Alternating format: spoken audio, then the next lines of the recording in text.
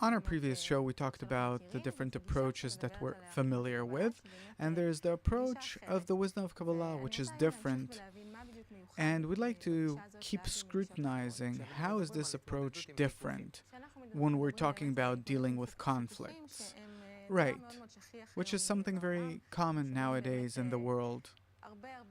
We hear a lot about different very hard social conditions in the world, conflicts between right and left, people that lack warmth, a sense of security, and we'd really like to know how to bring the warmth, the feeling of belonging back into society.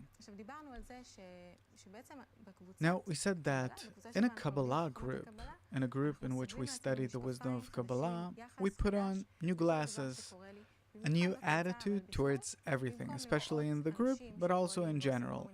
Instead of looking at the people as if they're doing something, instead of that, we see that it's all done by one good force that wants to advance us, and it is actually working on us. And we'd like to learn how to stop ourselves from reacting to things instinctively and not react the way we're used to reacting in different situations. So I'd like to know what's the difference between this approach and the approach that teaches restraint, that says, I won't think anything bad now, I'll try to think about the positive reasons maybe for which a person treats me the way he does. I'll simply stop myself from reacting and I'll be positive.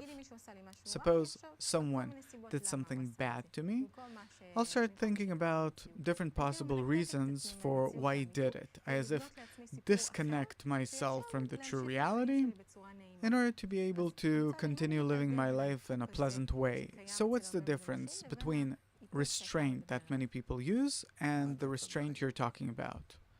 What do you want to get out of life? In general, for things to be good, to feel love, pleasant, the main thing is to feel good.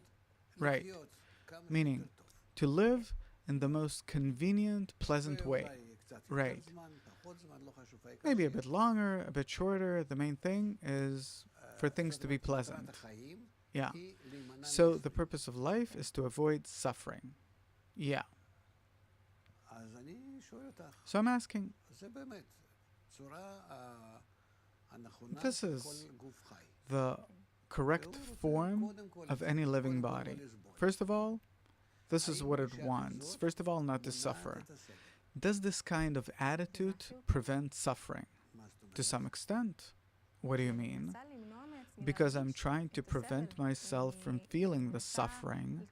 I'm trying to imagine a different reality than the one I felt. So there's like an auto training that you do to yourself, by which you calm yourself down, by different means, up to drugs. Yeah. Alcohol, anything. Just not to get too excited, aggravated, not to get into these kinds of vibrations where you can no longer stand life. Good. Eventually, this is an escape from life, because all in all, it's no more than taking drugs, or smoking drugs, depends what kind of drugs. But it's not that by that I correct life, meaning you prefer not to feel anything bad, as long as I feel good, give me something to smoke and that's that. Yeah. This is the correct, mature approach that fits a human being. You're saying that it's the lesser of two evils. I'm not that successful at doing this, but I envy people that can, because they spare themselves of lots of pain and suffering until they completely lock themselves in from life, and for them, life is on television and the internet, and that's all they want. Meaning, were I to get some kind of a basic income, then I'd lock myself at home. Twice a day, someone will bring me pizza, beer, And the rest of the time, I'd be on the internet until I die. And better not be in contact with the rest of the people because they don't always make me feel that great. You're right. Good.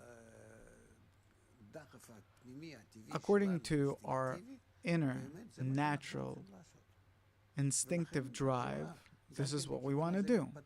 And therefore, you see, all of our technology is developing in this direction, the media lines, everything. I don't want to be connected to anyone.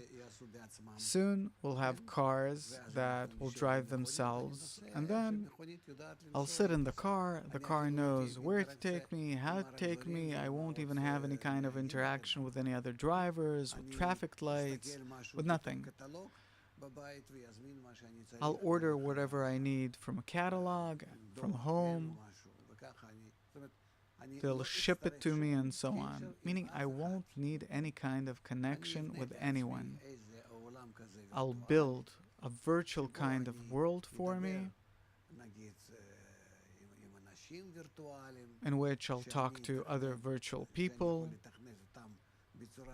that I can program them in the way that's best for me.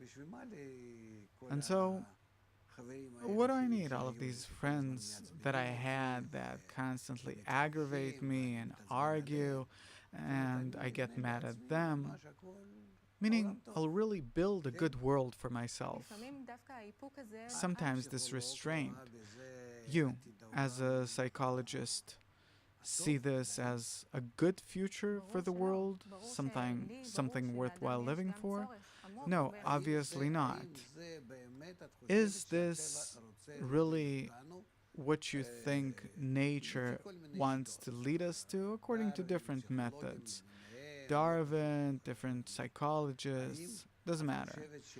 Do you think that our nature will agree with us disconnecting from one another this way and living our life already now like in a grave? What's the difference? Yeah, many times I see that people are emotionally disconnected, not necessarily physically, but they disconnect themselves emotionally from their environment in order to not feel the suffering that sometimes we cause each other. So this will somehow allow people to keep their relationships, because otherwise people will simply draw apart because of the disappointment, because of many other things. So it's not the best solution, but still, this is why I started with asking, what's the difference between where a person disconnects himself from his feelings this way, a person disconnects himself this way from the truth, disconnects himself from life, regardless what kind of life it is, whether it's worse than death, or it's good, or somewhere in between, but this is life, I live it. This is the life that I have received. And it doesn't matter who I am or how my environment is, but I'm present. I'm not already in a cemetery. What can I gain from feeling the pain that people experience in their relationships? Nothing to gain. Besides it being the point of truth, meaning my way to build a world of fantasies for myself made out of imaginations. It's not a way that solves my problems. From that point on, I'm considered dead. Okay, we want to live. So what do? We have no choice, but we have to understand what's worthwhile living for. At this point, this is the question. If now I build a virtual world for myself where everything's virtual, I have a virtual wife, I have virtual kids, and really, with them, I feel the same way that we are right now. But still, if I'm building all this for myself, then by this, I steal the feeling of life from myself. And if life's hard and unpleasant, Hard doesn't matter. I have to find out what's worth living for. Maybe it's not worth living, so I take one pill, I fall asleep, and that's that.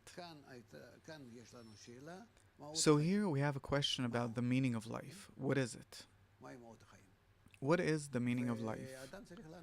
And a person has to answer that. So in this case, the wisdom of Kabbalah is revealed. It won't leave us alone. It won't allow us to disconnect ourselves from reality. And we'll have to discover the need for life, the need to understand reality, and to really reveal it. Because all in all, what the wisdom of Kabbalah talks about, its purpose, is the revelation of the Creator to His creatures in this world, meaning that here, in this life, that's harder than death, that's empty of any meaning, and there's a reason for why we feel that way. In order for us to need to reveal the upper force, the reason, the force that created this life of mine, and to demand from that force, what did you create? What did you do? Why? What for? For what purpose? For what need? And this is what a person comes to. So there are those that come to it a bit earlier, those that come to it a bit later. But all in all, our history and our development has to lead us to this question. And behind the question, there's the answer. So in order to reveal this upper force that's arranging this entire picture of my life, according to the method that you're teaching us, for this we have to go through a group of people. Yes, if I really want to know what is the meaning of life, what is its purpose, what's good and what's bad in life, and so on, I open the Kabbalah books and they teach me how to reveal the secret of life, the code of life. And the revelation of the secret, the code of life, happens in a kind of laboratory called a group of people, that this is its purpose, and among them there are special kinds of interactions, the purpose of which is to reveal the upper force to each one of us. Yes.